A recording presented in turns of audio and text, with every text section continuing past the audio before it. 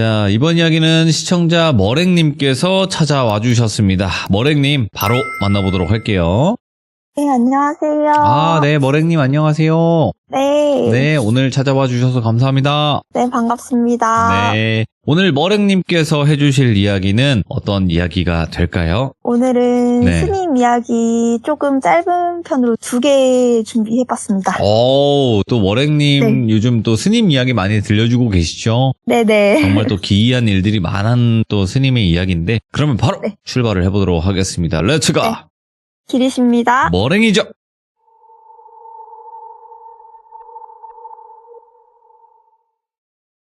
일단 첫 번째 이야기는 제가 초등학교 6학년 때쯤에 저희 가족 여행을 스님과 함께 간 적이 있었어요. 제주도 여행을 한번 스님과 간 적이 있었는데 먼저 같이 가기로 했던 건 아니었고요. 절에 가게 되면서 스님께 저희가 제주도에 가족 여행을 가게 되었다 이러면서 계획을 얘기를 하게 됐는데 갑자기 스님께서 원래도 평소에 바쁘신 분이셔가지고 저희가 그 전에 여행을 계획을 얘기를 했었을 때는 별 얘기가 없으셨다가 갑자기 이번 여행에 스님이 껴도 되냐고 얘기를 하시더라고요.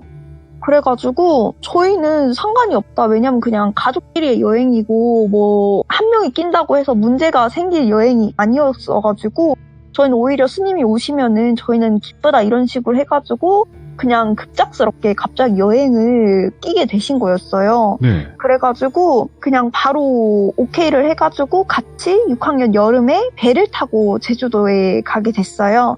저희 아버지가 그냥 그 아버지 차로 이동을 같이 하려고 그냥 배 차 같이 태워가지고 제주도로 옮겨서 가는 거 있잖아요. 그래가지고 비행기를 이용하지 않고 저희는 차를 타고 제주도로 이동을 하게 돼요. 근데 아직도 기억이 나는 게 엄청나게 큰 배? 그리고 뭐 항구 쪽에서 처음 봤던 파리 같은 기억? 그리고 되게 스님의 오묘한 표정까지. 되게 여행 내내 스님이 좀 오묘한 표정을 되게 지었던 게 기억이 나는 거예요. 예. 그게 스님과의 첫 여행이어서 그랬던 건지 아니면은 가족과의 첫 제주도 여행이었던 건지는 모르겠는데 그 기억이 되게 아직도 명확하게 남아있어요. 그래가지고 아빠의 차로 돌아다닐 예정이었는데 배로 가면 엄청 늦게 도착하잖아요. 예전에는 더 느리게 도착을 해가지고 도착을 하자마자 숙소로 가서 짐을 풀고 근처 맛집으로 가서 밥을 먹고 첫날에는 돌아와서 쉬었어요. 네. 그때까지는 별일이 없긴 했거든요. 그 다음날부터 제대로 된 여행을 즐기기 위해서 아침부터 열심히 움직이는데 제 기억에는 항상 스님 얼굴이 계속 묘한 표정이었다고 했잖아요. 즐길 때는 같이 즐기시고 사진도 찍고 웃고 떠들었는데 이상하게 차에만 타시면은 표정이 조금 계속 묘하게 바뀌시는 거예요. 그래가지고 저는 항상 이미 그거를 표정을 의식을 하게 되다 보니까 계속 스님 표정만 보이는 거예요. 그래가지고 계속 차만 타면 스님 표정만 보고 있다 보니까 저희 가족이 안 그래도 5명인데 스님까지 있어서 6명이었었다 보니까 아버지 차가 저희는 그랜저에다가 좀 큰 차였었어요. 그래가지고 스님까지 6인승 차량을 타고 있었긴 했는데 잠깐 사이에 제가 약간 블랙아웃이 온 거예요. 보니까 차 사고가 났던 거예요. 갑자기 저희가 직진을 하고 있었는데 교차로에서 어떤 차가 와서 박아서 제가 앞좌석에 얼굴을 박아가지고 순간 그 앞이 깜깜해졌던 거죠. 예. 근데 그 와중에서도 제일 무섭는 게 저만 박았어요. 근데 이 앞좌석에 머리를 부딪혀가지고 저만 잠깐 기억을 살짝 날린 상태에서 딱 눈을 떴는데 다들 상황 파악을 하고 있었는데 그 와중에 스님은 벌써 차에서 내리신 거예요. 차에서 이미 내리셔가지고 상대방 차주한테 거침없이 다가가고 계셨던 거예요. 그러면서 이제 상대방 차주분이 되게 비틀거리면서 내리셨는데 상대방 차주분은 중년의 남자분이시고 비틀거리는 남자분을 스님이 붙잡고 얘기를 하셨는데 네. 스님이 저희 아버지를 불러서 또 따로 무언가 얘기를 하시더니 저랑 오빠랑 동생 엄마는 택시를 타고 숙소로 돌려보내시고는 아빠랑 같이 상대분 차주랑 따로 어딜 가시더라고요. 사실 그때는 사고 충격에다가 어안이 벙벙해서 무슨 일인지도 모르고 묻지도 못하고 한참 시간이 지난 후에야 사정 설명을 들을 수 있었고 그때는 아마 저녁 늦게 저희가 사고 후유증도 있고 그날은 차가 없어서 어떻게 돌아다니지도 못해가지고 한창 자고 일어났었을 때 스님이 엄청 뭔가 지친 모습으로 들어오고 아빠랑도 돌아온 모습을 보고 그 다음날 그냥 또 아무렇지 않게 그냥 여행을 즐기고 돌아왔다까지가 제 기억이었거든요. 네. 근데 제가 최근에 절에 갔었을 때 그때 얘기를 한번 했었어요. 그때 얘기를 했었을 때 들은 이야기였거든요. 스님 시점에서는 처음에 저희가 제주도 여행을 꺼냈을 때는 그냥 별 생각이 안 드셨대요. 근데 갑자기 그 전주부터 계속 이상한 느낌이 드셨는데 저희가 제주도 여행 이야기를 이제 마지막으로 꺼냈을 때 뭔가 이거는 따라가야겠다 라는 생각이 문득 드셨대요. 그래가지고 이런 느낌이 문연듯 드시니까 그냥 자신도 모르게 따라가면 안 되냐는 말이 그냥 나오셨대요. 그래가지고 이게 예의가 아니라는 건 알지만 그리고 본인도 스케줄이 안 되는 걸 아셨는데 모든 스케줄을 다 취소하시고 따라오신 거예요. 그리고 이상하게 차를 볼 때마다 계속 기분이 오묘하셨다는 거예요. 그래가지고 이게 뭘까 계속 생각을 하긴 했는데 일단은 가족 여행에 끼어서 따라오셨는데 계속 그것만 신경 쓰기에는 저희한테 피해를 주시는 걸까봐 일단은 즐길 거는 즐기되 이게 뭔지는 계속 고민을 해보자 이렇게 해가지고 표정에 티가 나셨다고 하더라고요. 근데 제가 그걸 눈치챘다는 건 모르셨었대요. 그 오묘한 거를. 그래서 제가 그걸 물어보니까 되게 놀라 하시더라고요. 아직까지 그걸 기억할지도 몰랐다고 얘기를 하시기도 하시고. 그리고 그 대망의 사고날 차 사고를 당하고 차주를 보는 순간 왜 여기가 오고 싶어 했는지 알게 되셨대요. 차 사고를 당하는 순간 이거였구나. 자기가 왜 여기 오고 싶어 했는지 알겠더래요. 이 사고 때문이었던 것 같은데 하면서 딱 그 차주를 보는 순간 그 차주 옆에 물에 퉁퉁 불어 터진 어부복을 입은 남자가 머리가 큰 채로 피를 흘린 채로 차주 옆에 붙어 있었대요. 그래가지고 그걸 보자마자 스님은 문 열고 나가가지고 가신 거예요. 그냥 이끌리듯이.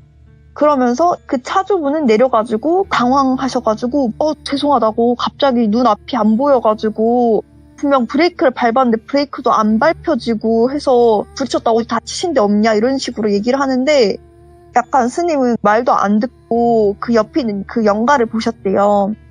그러니까 보니까 그 영가가 일부러 시야를 가린 것 같다고 하시더라고요. 일부러 자기가 있는 차랑 부딪히려고. 그래가지고 일단은 그 옆에서 계속 안절부절 못하면서 사과하시길래 아니다 괜찮다 잠깐만 기다려봐라 이런 식으로 얘기를 하셨대요. 그러니까 그 차주분이 되게 어리둥절하면서 네 이러면서 있으시니까 일단 사고 얘기는 우리 아버지랑 하라고 아빠를 불렀대요. 그래서 아빠를 불러가지고 오기 전에 여행자 보험이랑 이런 거 있었으니까 얘기를 하라고 하고 스님은 그 영가랑 잠깐 대화를 하신 거예요. 차주가 잘못을 해서 영가가 붙어 있었던 건 아니시래요.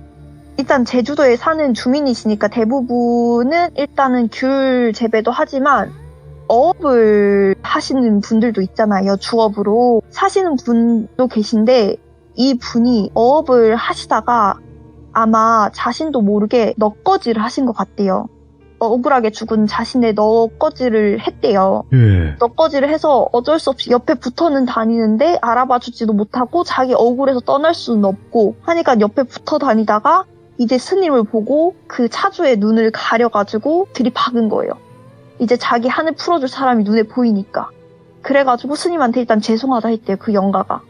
그래가지고 일단은 대충의 상황을 파악을 하고 차주한테 얘기를 했대요. 혹시 요 근래에 꿈도 이상한 거 많이 꾸고 몸 상태도 안 좋고 그러지 않았냐 이러니까 갑자기 그 사람이 어떻게 아셨냐고. 근데 그 복장이 누가 봐도 딱 스님이시잖아요.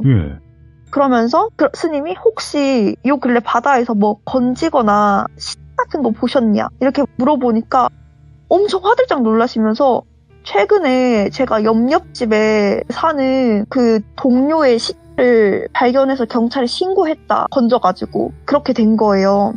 그래가지고 이 사람이 시체를 건져서 넋거지를 하게 된 거구나를 파악을 한 거죠. 그래가지고 차주분은 이걸 어떻게 아셨냐 이런 식으로 물어보신 거예요. 그래가지고 사실은 그 영가가 옆에 있었는데 본인이 잘못한 건 아니긴 한데 본인이 어쩌다 보니 넋거지를 하게 됐고 그 영가가 지금 사실 억울하게 죽은 부분이 있어가지고 붙어 있었는데 자기를 몰라 봐줘가지고 그거를 좀 풀어봐 달라고 꿈에도 나타나고 이렇게 됐는데 이게 어쩌다 보니 가위 눌림이 되고 몸에 안 좋은 영향이 간 것 같다 이렇게 말을 해주신 거예요. 근데 그게 나쁜 의도로 한 거는 아닌 것 같다. 그러니까 그 차주분이 근데 제가 알기로는 그 영가분은 날씨가 안 좋은 날에 어업을 나가셨다가 그냥 실수로 빠져 죽은 거라고 경찰 조사가 끝났다고 들었다. 그래서 그걸로 사건이 종결된 걸로 알았는데 무슨 억울한 죽음이냐 이런 식으로 된 거죠. 그래서 아마 그게 아닌 것 같다. 그러니까 이 영가가 못 떠나가지 않았겠냐 이런 식으로 얘기를 한 거예요. 그래서 그러면 같이 어업을 나갔던 다른 동료 A씨가 있다. 그 A씨한테 물어보면 되지 않겠냐 하니까 갑자기 그 영가가 엄청 그 살기가 피어오르더래요. 보니까 A씨가 그 영가를 아마 살해를 한 것 같다고 하더라고요. 그래서 보니까 그때 얼굴이 약간 박살이 나 있었다고 했잖아요. 피 흘리고.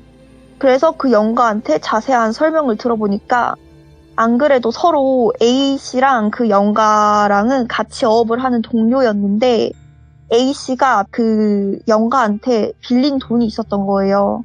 그 둘 다 사정이 별로 좋진 않았는데 없는 사정에 A씨가 더 사정이 어려워가지고 그 없는 돈을 빌려줬대요. 빌려줬는데 그거를 갚아야 될 날짜가 됐는데도 계속 못 갚고 있으니까 영가인 돌비라고 할게요. 돌비가 자기도 기다려도 안 돌려주니까 자기도 사정이 급해진 거죠. 급해져서 혹시 그게 안 되겠냐 이런 식으로 얘기를 했는데 그렇게 하다가 돈 얘기가 되게 민감한 얘기다 보니까 감정 싸움까지 간 거예요.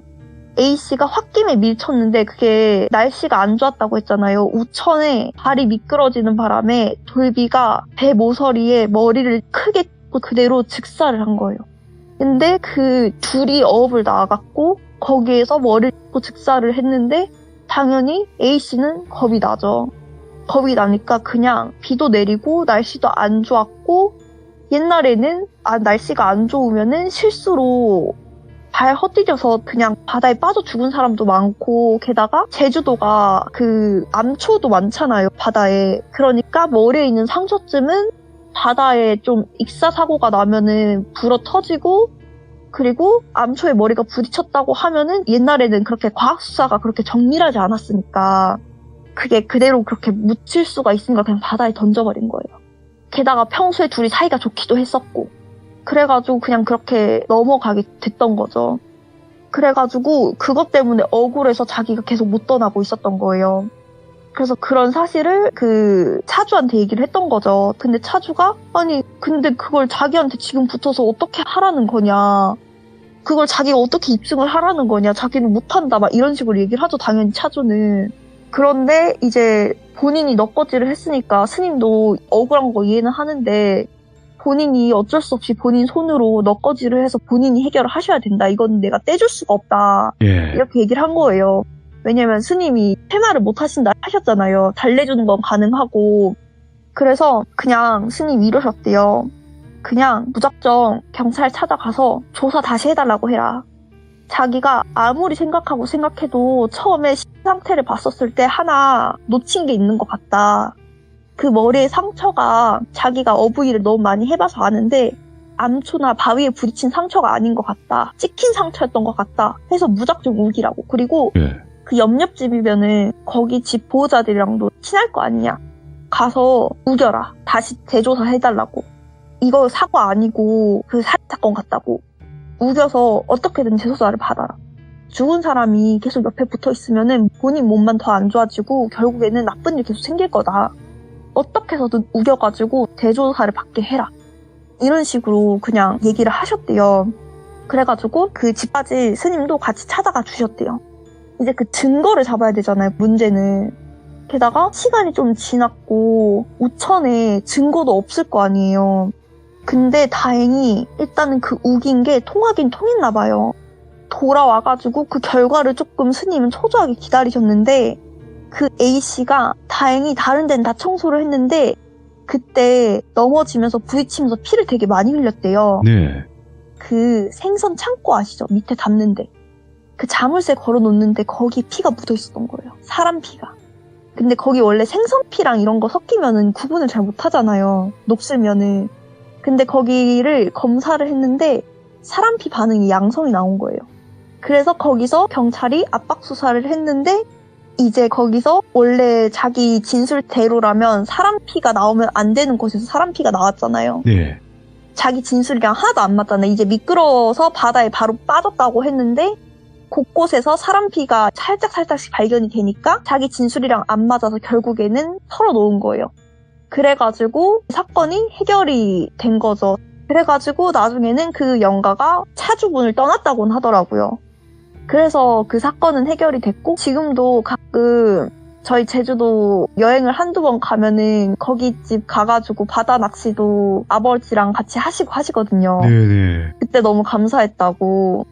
그래서 일단 여행은 여기서 마무리가 됩니다. 이야, 제주도 여행 썰.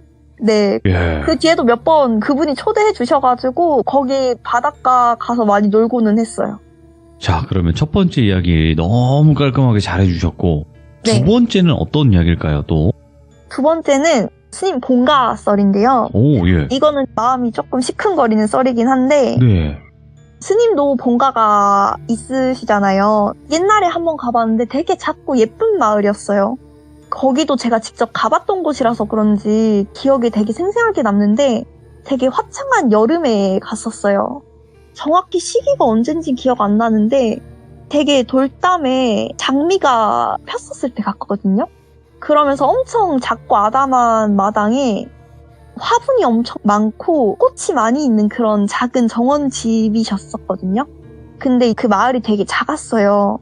거기가 정부 차원에서 재개발로 집 정리를 해야 됐었어요. 불법 재개발 이런 것도 아니고 그냥 정부 차원에서 거기가 도로로 이제 공사로 길을 내야 돼가지고 집 정리가 되는 거여가지고 네. 아쉽지만 스님이 보기에도 마을로서의 기운이 다 했다고 여겨지는 곳이었대요. 그래가지고 거기 어머님도 다 돌아가시고 스님만 남아 계셔가지고 집 정리를 하러 가셨는데 엄청 소란스럽더래요. 다 정리를 하고 가가지고 거의 스님만 정리가 남았는데 대체 무슨 소란이지 하고 갔는데 마을에 되게 오래된 할머니가 계셨는데 정부 관계자랑 싸우는 거를 목격하신 거예요. 이게 불법도 아니고 정부 차원에서 진행되는 거라 합법적이고 막무가내로 버틸 수가 없는 건데 할머니가 막무가내로 절대로 못 나간다고 버티고 계셨던 거죠. 그래가지고 일단 중간에 스님이 말리고 정부 관계자분들한테도 내일 오시라 하고 할머니한테도 그만 역정 내시라 얘기를 하고 다 중간에 중재를 해서 돌려보냈대요. 그러면서 스님 어렸을 적 기억에 주변에서 어렸을 적에 봤던 할머니, 할아버지 부부였던 거를 기억을 하셨대요. 근데 할머니 주변에 할아버지 영가가 있으셨대요. 안절부절을 못하면서. 아, 그때 할아버지 분은 돌아가셨구나.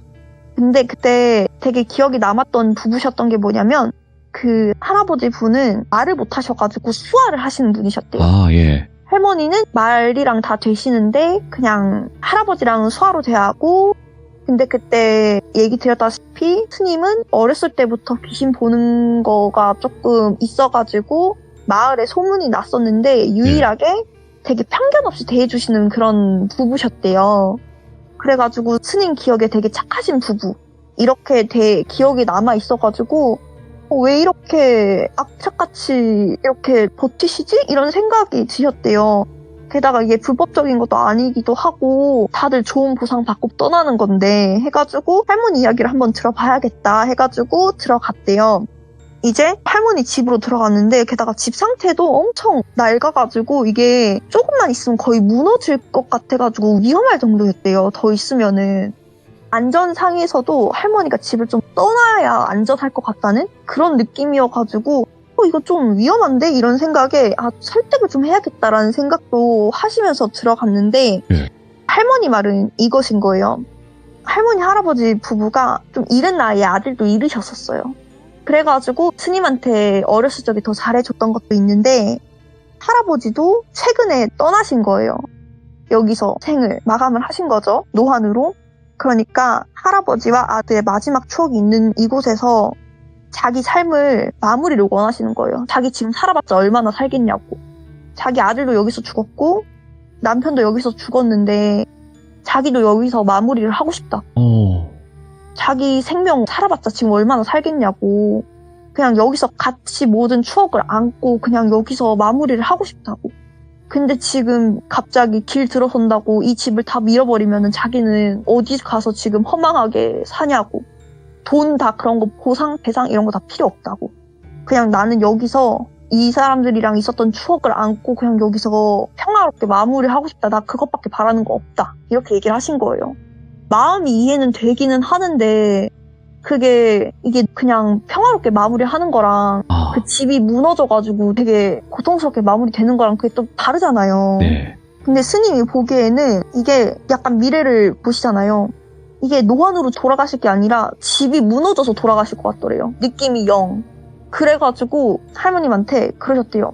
저 기억나시죠? 이러니까 기억나지. 옆집 네 누구 아니냐. 그러니까 봤다고. 저 어렸을 때부터 귀신 본다고 하고 얘기 많았는데 저 잘 돌봐주신 거 기억한다고. 그러니까 한 번만 얘기 들어달라고. 제가 보기에는 여기 곧 무너질 것 같다고. 할머님 돌아가시는 게 노안으로 편안하게 돌아가시는 게 아니라 여기서 안 좋게 돌아가실 것 같다고. 그러니까 마음이 아프시더라도 좋은 곳으로 옮겨가서 편안하게 여생을 마무리하시는 게 나을 것 같다. 이렇게 말씀을 드렸대요. 근데 엄청 역정을 내시더래요. 너 그 사이에 정부 관계자랑 짰냐. 나 내보내려고. 난 절대 어디 안 간다. 이러면서 스님을 쫓아내더래요. 그래서 스님도 속절없이 쫓겨나셨대요. 역정에 어쩔 수 없이. 그래가지고 일단은 나오셨는데 엄청 고민이 되셨대요. 어떻게 설득을 하나 이러는데 나오자마자 할아버지 영가가 딱 기다리고 계셨대요. 할아버지 영가도 아셨던 거죠. 네. 할머니 고집이랑 할머니가 안 떠날 걸 아니까 게다가 집 상태도 위험한 수준이었고 이러니까 할아버지 영가가 못 떠나고 계셨던 거예요. 할머니 때문에. 그래가지고 할아버지 영가가 고개를 도리도리 저으면서 막 손을 갑자기 앞으로 내밀면서 비시는 거예요. 말을 못 하셨다고 하셨잖아요. 그래서 부탁하는 포즈를 막 취하시는 거예요. 그래가지고 스님은 할머니 설득을 위해 가지고 할아버지 영가랑 잠시 이야기를 나눌 필요가 있다고 생각을 해가지고 수아는 당연히 모르시지만 영가인 상태에서는 감정이 느껴지잖아요. 의사소통이 가능한 거죠. 할머님이 할아버지 영가가 노안으로 죽고 나서부터 집에 대한 집착이 엄청 더 심해지셨대요. 안 그래도 낡은 집이라서 위험해가지고 자기가 못 떠나고 있었는데 정부가 개발 차원에서 돈도 주고 이사도 시켜준다고 해서 다행이라고 자기는 생각했는데 할머니가 죽어도 못 간다고 하니까 할아버지 영가가 더 못 떠나고 있었던 거죠. 예. 이대로 있다가는 집이 무너져서 험한 꼴로 아프게 죽을 것 같으니까 제발 설득 좀 해달라고 할아버지 영가가 얘기를 하는 거예요. 근데 스님도 얘기를 했대요. 아까 보시지 않았냐. 할머니가 고집이 이렇게 센데 어떻게 설득을 할지 자기도 고민을 하고 있다. 그러니까 할아버지 영가가 자기가 할머니 옆에서 수화로 손동작을 할 테니까 따라해줄 수 있냐고 했대요. 그래서 스님이 알겠다고 했대요. 그러면은 그거를 자기가 어설프게나마 따라해 볼 테니까 무슨 뜻인지만 알려달라 이렇게 했는데 스님이 그 뜻을 들었는데 우셨대요. 좀 너무 마음이 아파가지고 슬프기도 하고. 일단은 차분하게 뜻을 듣고 한 차례 우시고 다시 똑똑똑 하셨대요. 근데 할머니가 처음에 문을 안 열어주셨대요. 처음에는 문을 안 열어주시다가 할머님한테 할아버님 아직 여기 계시다고 할머니 걱정돼가지고 할아버님이 마지막으로 할 얘기 있으시다니까 한 번만 들어주시면 안 되겠냐. 이러니까 할머니가 갑자기 소리 지르는 게 딱 뚝 끊기더니 문을 여시더래요. 그래가지고 수화를 어설프게 따라 해서 할머니한테 보여주셨대요. 그러더니 할머니가 눈물을 흘리시면서 주르륵 주저앉으시더래요. 그러면서 자기가 스님한테 소리쳐서 미안하다고 이런 식으로 얘기하시더라고요. 알겠다고 떠나겠다고 했는데 그 내용이 뭐였냐면 그냥 할아버지 말투로 얘기를 하자면 수화의 내용이 내 죽은 지 1년이 넘어가는데 당신 때문에 어디 가지도 못하고 여기에 남아있어. 이제 그만 훌훌 털고 새로운 곳에서 남은 생 편히 보내다가 올라오시게. 잘 때 내 이부자리도 그만 펴고 없는 사람 이부자리는 못하러 펴시오. 당신보다 먼저 가서 내 미안하오. 하지만 이게 다 천명 아니겠소. 그러니 고집 그만 부리고 나도 마음 편히 떠날 수 있게 도와주시오. 아이고. 한평생 나랑 같이 살아줘서 고맙소. 라는 뜻이었대요. 예. 그래서 이걸 듣는데 저도 좀 울컥하는 거예요. 지금도 울컥하시네요. 네, 맞아요. 아이고, 이거는, 참. 그러면서 네. 말도 못하는 나랑 한평생 같이 살아줘서 고마웠고 수아도 할머니가 할아버지 때문에 따로 배우셨다고 하더라고요. 찐사랑이네요, 찐사랑. 네. 자기 때문에 못하는 수아 배워가지고 평생 뭐 사랑해줘서도 고맙고 그런 식으로 얘기를 하셨다고 하더라고요. 예. 그래서 결국에는 이사를 하셨는데 스님이 있는 절 근처에 이사해서 사시다가 노안으로 돌아가셨고 그때까지 할아버님 안 떠나고 계시다가 같이 손잡고 떠나셨다고 하더라고요. 예. 오늘의 이야기는 이렇게 두 가지로 끝났습니다. 야, 마지막에도 이렇게 또 슬픈 이야기네요, 이거. 네. 예, 많은 분들이 공감을 하실 분들도 계시고, 공감을 네. 난 못하겠는데 하시는 분들도 계시겠지만, 진짜로 그런 말이 있어요. 자식이 죽는 것보다 내 배우자가 죽는 게 더 큰 충격으로 다가온다라고 하더라고요, 생각보다. 네, 그쵸. 참. 두 분이 그곳에서는 영원히 함께 하시길 다시 한번 바라봅니다. 네, 감사합니다. 오늘도. 다시 한번 오늘 머랭님께서 두 가지 정말 또 소중한 이야기 들려주셔서 감사드리고 좀 가라앉히시고요, 머랭님. 네. 네, 근데 그 내용을 읽을 때 얼마나 그 몰입이 되셨겠어요. 네. 네, 좀 그 부분이 슬펐어요. 기억에 계속 남네요. 나 때문에 수학까지 배워가면서 나랑 살아줘서 고맙다고. 네. 네, 그게 또 진짜 사랑이지 않을까 싶어요. 네. 감사드립니다, 머랭님. 네, 수고하세요. 네. 네. 마지막에는 아까 조금 슬플 수 있다고 얘기를 하셨는데 이거는 많이 슬픈 이야기고 또 어찌 보면 두 분이 또 그만큼 사랑을 했다라는 것을 들려주시면서 우리 요즘 같은 그렇게 아내분과 남편분에게 나쁜 말 하고 성질 내고 이러신 부부들 많잖아요. 네, 있을 때 잘하자라는 또 생각이 듭니다. 시청해주신 모든 분들 감사드립니다. 고맙습니다.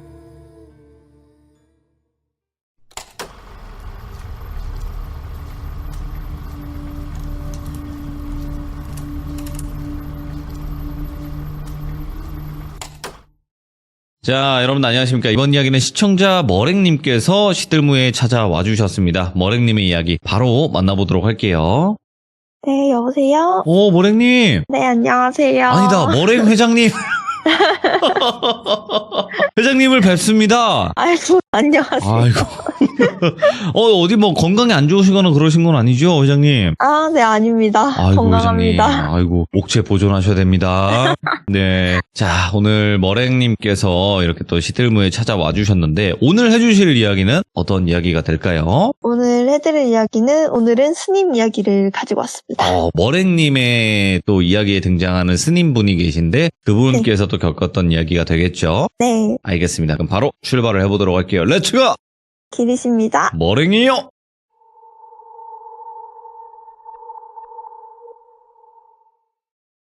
아마 예전에도 얘기했듯이 저희 스님은 정기적으로 강의를 다니는 대학도 있으시지만 예전에는 대학을 정해놓고 다니지 않고 불러주는 대로 여기저기 강연을 많이 다니시기도 하셨어요.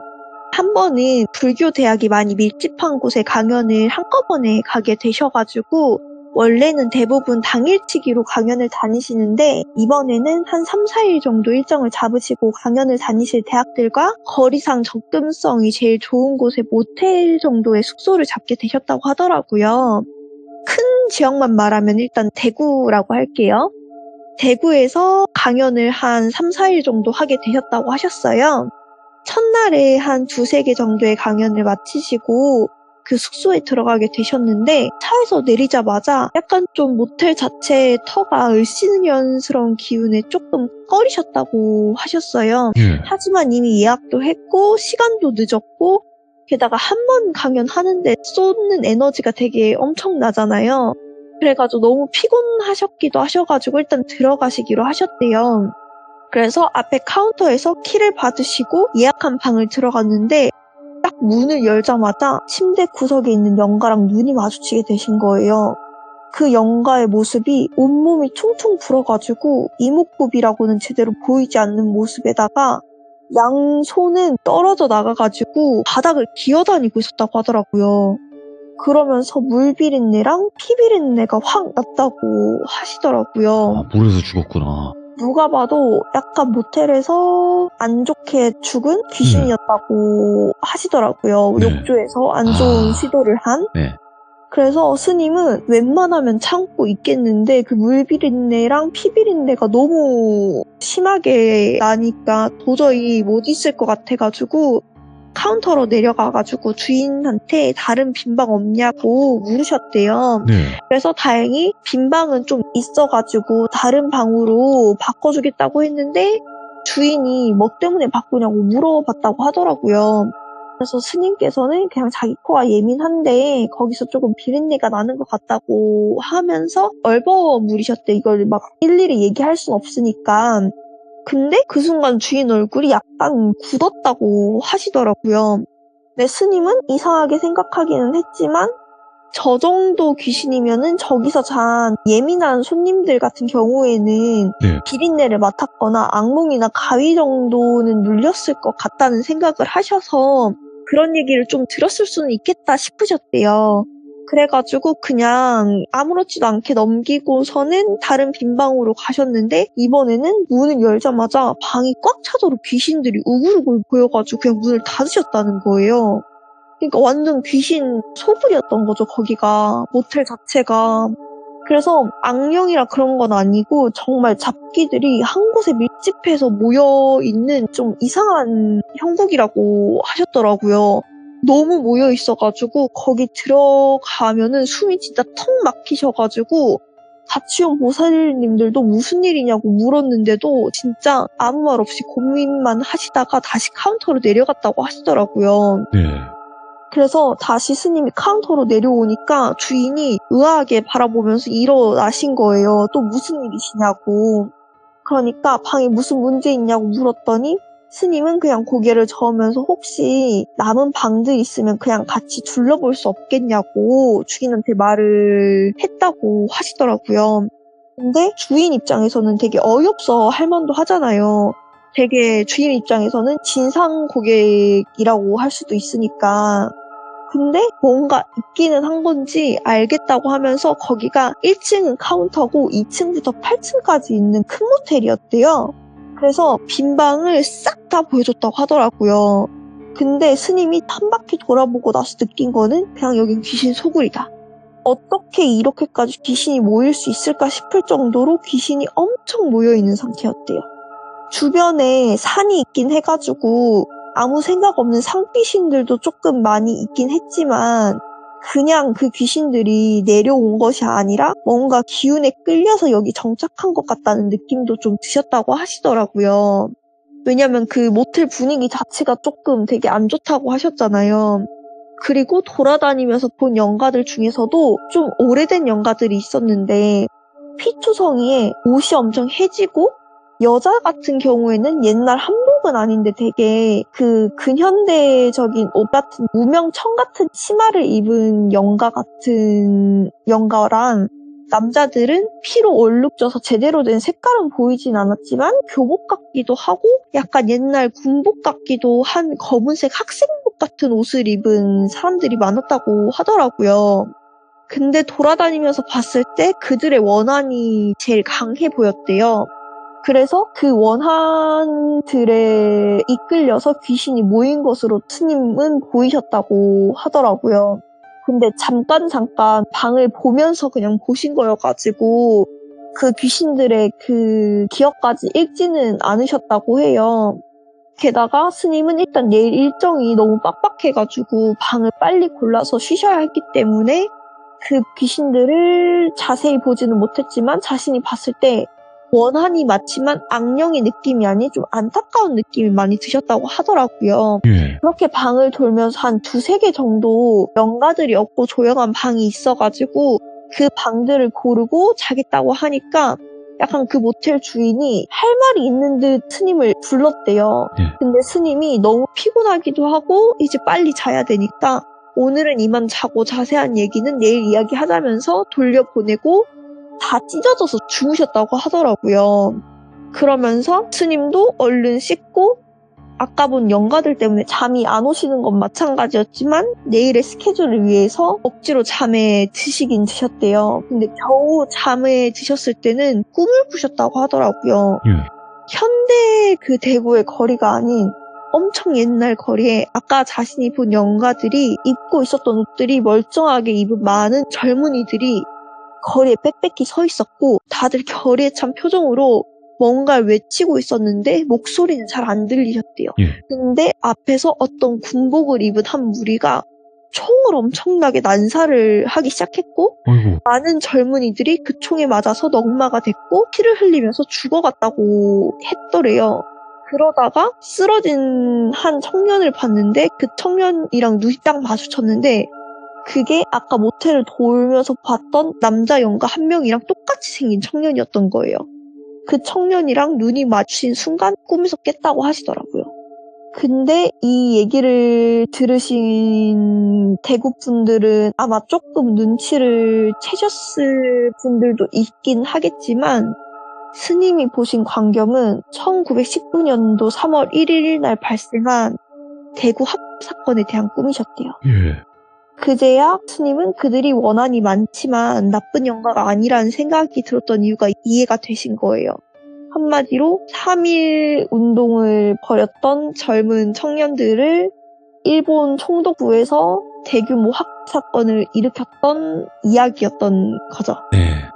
근데 스님은 이해가 안 됐대요. 그게 시가지에서 일어났다고 얘기를 들었는데 여기 모텔은 시가지랑은 살짝 떨어진 곳이고 산에 둘러싸인 곳이었다고 해가지고 그 영가들이 왜 여기 있을까라는 생각을 하긴 했는데 일단은 스님은 스케줄이 잡혀 있으니까 먼저 그 스케줄을 소화하셔야 되니까 일단 많은 고민을 안고 먼저 스케줄을 하러 가셨대요. 그래가지고 그날 저녁까지 강연을 다 마치고 오고 난 다음에 모텔에 들어왔는데 모텔 주인이 스님을 기다리고 계셨다고 하더라고요. 그러면서 스님 We were in love that never meant to stay. Some things are real even when they fade.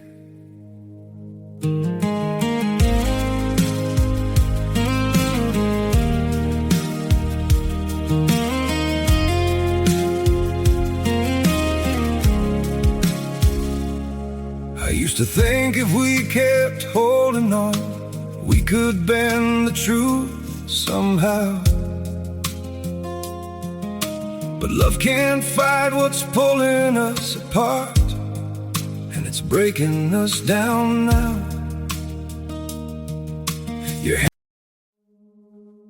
We were in love that never meant to stay. Some things are real even when they fade.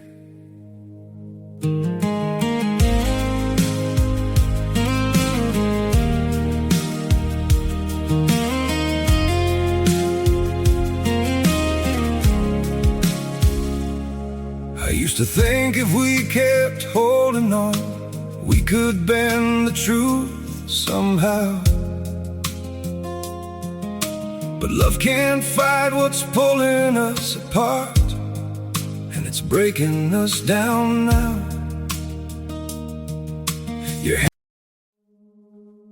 We were in love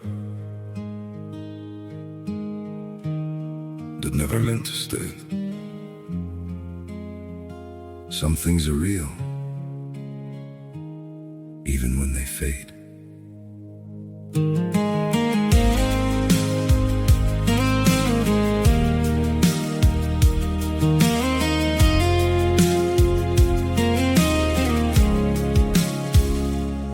I used to think if we kept holding on, we could bend the truth somehow. But love can't fight what's pulling us apart, and it's breaking us down now.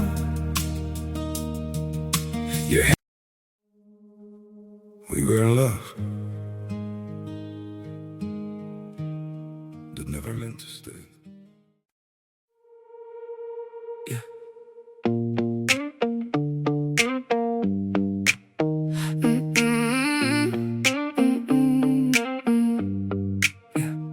showed up late with rain on your sleeve and a tiny red box shaking in your hands. I was all split glass, you were patient. You said my name like it still meant home, and I could breathe again slowly, then all at once. Your hands on mine made the hurt feel small. You didn't run when my heart got rough. You stayed right there like a soft downpour. My Valentine, my healing line. You hold me up when I decline. My Valentine, stay here tonight. You turn the break into a shine. My Valentine, my healing line. You kiss the fear right out of my mind. My Valentine, stay here tonight. You make the bruises learn to shine. You make the bruises learn to shine.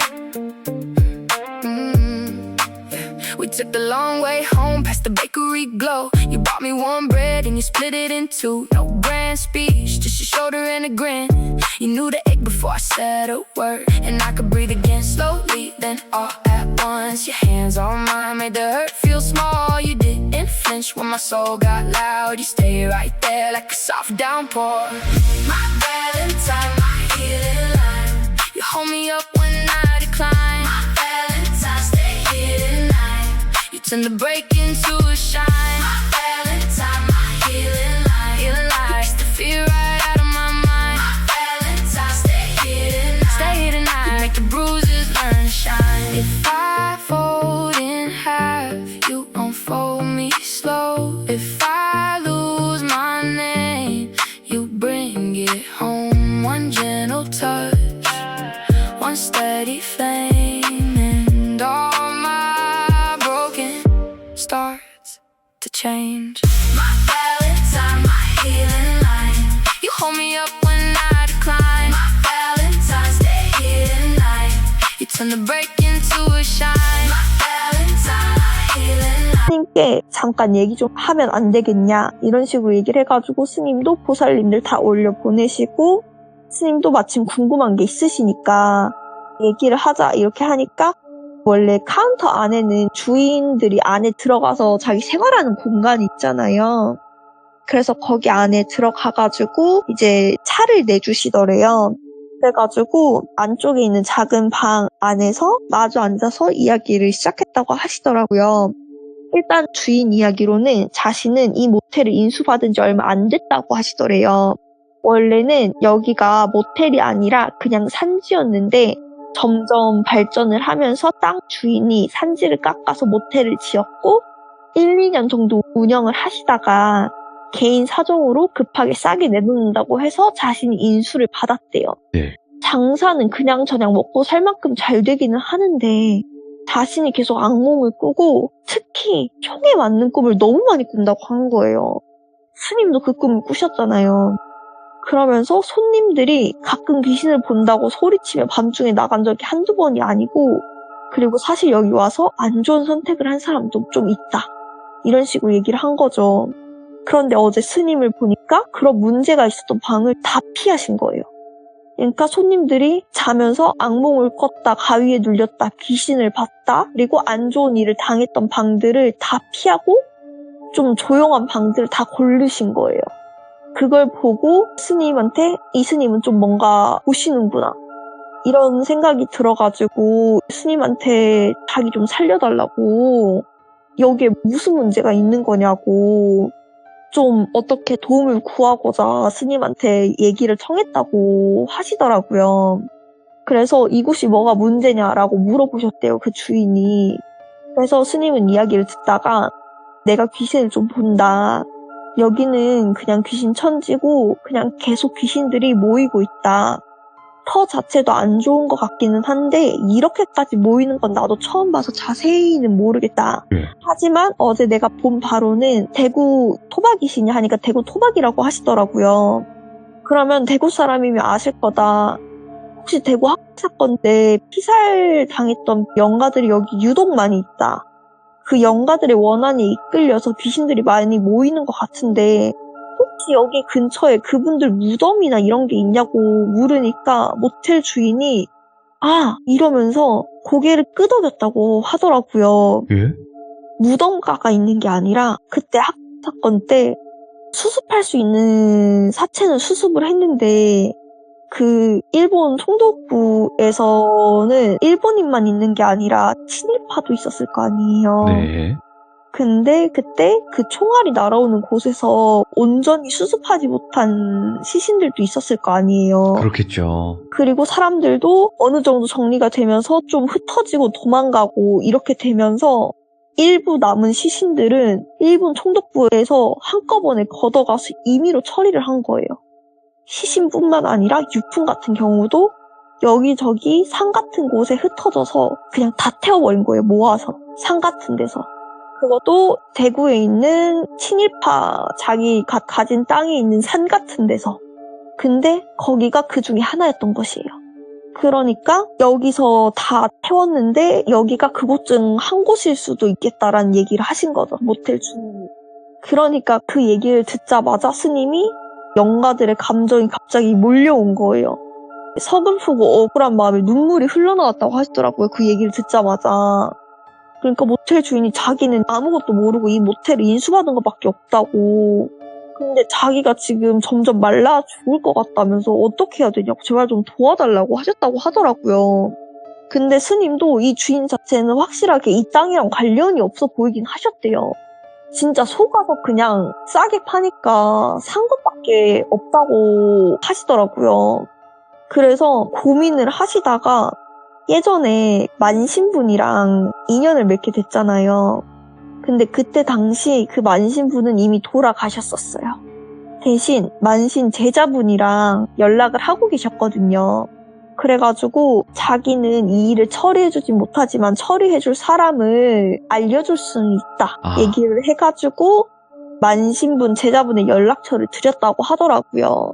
그래가지고 그 제자분들이랑 연락도 하고 계셔가지고 스님이 대략적으로 그 만신분 제자분한테 이러이러한 일이 있어가지고 이 사람들이 지금 이 모텔에 있는 것 같다 이렇게 얘기를 하시니까 그 만신 제자분도 그 만신분이 되게 의로우신 분이었잖아요. 그러니까 그런 일이라면은 자기들이 내려가서 해결하겠다 이런 식으로 해주신 거예요. 네. 왜냐면 되게 좋은 일을 하다가 억울하게 돌아가신 분들이잖아요. 나라의 해방을 위해서 하시다가 억울하게 총살 당하신 분들이니까. 그래가지고 자기들이 영가들을 천도시키는 게 옳은 일인 것 같다고 최대한 빨리 준비해서 내려가겠다 이렇게 하고 스님은 다시 그 일정을 마치고 올라가셨대요. 그리고 나서 나중에 만신 제자분께 일이 어떻게 해결됐는지 이야기를 전해 들었다고 하더라고요.